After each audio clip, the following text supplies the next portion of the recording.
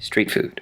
Expedition Huangshan. Welcome back to Street Food Season 6 and our expedition to a Chinese mountain. My friend Nate and I are just one day into our journey, so we woke up on the second morning in the city of Hefei. So I use Wiki Travel for a lot of tips about local sites. Now the great thing about Wiki Travel, and they're not paying me to say this, okay, I'm not in the Wiki Travel pocket, is that there are a lot of Chinese cities featured. Even small cities, even like little towns outside of small cities, you can find some information about those places on Wiki Travel. They got where to stay, if there's some kind of local delicacy, or if there's some site that you really want to catch while you're there. The downside is that pretty much anybody can contribute to Wiki Travel.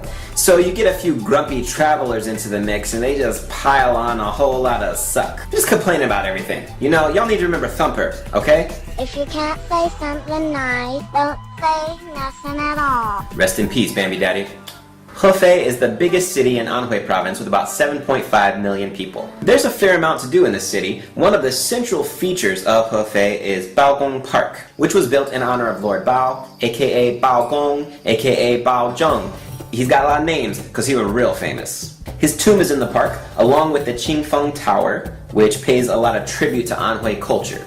I really like that Baogong is so famous. He was a political official during the Song dynasty about 1,000 years ago in China, and he's famous because he was very fair. In a culture that was dominated by imperial rule and power, and kind of all that matters is who you know and who your dad is and how much money you have, Baogong made a lot of changes to the local political system to give people kind of a more equal voice, but he did it in a really Chinese way, so people really respected him, and he just gained more and more power and authority throughout his career in life. So these days, he's kind of like a political folk hero. I find it really interesting because in many ways, Chinese culture is about relationship. Who you know matters a lot more here than it does in the West. Yet, even though that's the accepted norm, Baogong and the things he was able to achieve are still admired and respected. We tried to stay in a youth hostel in Hefei. This is harder than you might think. Some of the Wiki Travel information was outdated. I asked a taxi driver about the place. He had no idea where it was. Obviously, I had no idea. I'd never been there before. Another thing you find when you're traveling in China is that a lot of the hotels, especially the smaller ones, don't have a license to serve foreigners, so you'll show up and they won't be allowed to rent you a room. These kind of things can really make choosing a place to stay ahead of time complicated, but our taxi driver helped us out. He took us to a nearby hotel that wasn't too expensive, nicer than we planned to stay in, but we could still afford it. After the park, we bought bus tickets to Tunxi, which is a 4-hour ride from Hefei in Anhui province, and while we waited, we got some noodles.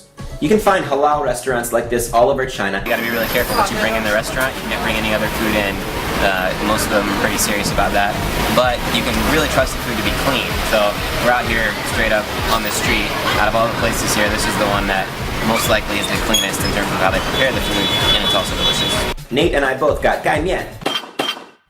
Gai jiao means dumped on top of, or poured over, more or less. You can get lots of different kinds of Chinese dishes poured over rice or noodles. If you get it over rice, it's called gai fan. And if you get it over noodles, it's called gai mian. These noodles are super fresh. They pull them right in front of you, and then you choose a dish that you want.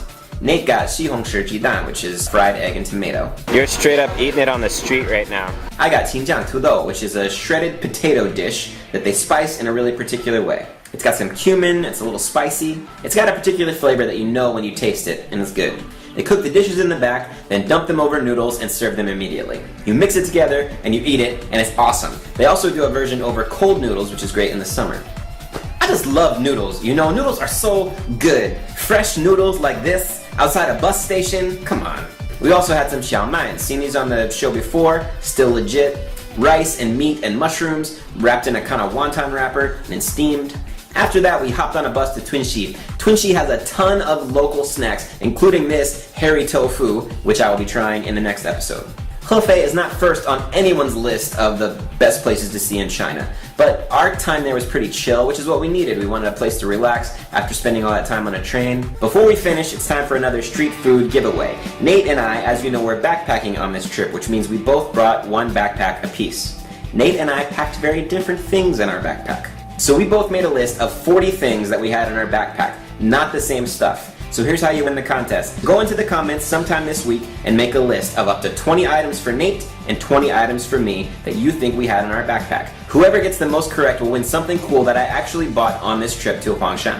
I realize this contest is a bit labor intensive, but do you know what else is labor intensive? Sending you something from China. It's not easy. Until next week, eat it on the street. Watch out for the parasites. Street food. Thanks for watching Street Foodies. Be sure to check me out on Patreon. As you support the show, I'm able to take more trips like this, eat more snacks, and maybe eventually buy a better camera. Look at this thing shaking. That's no good.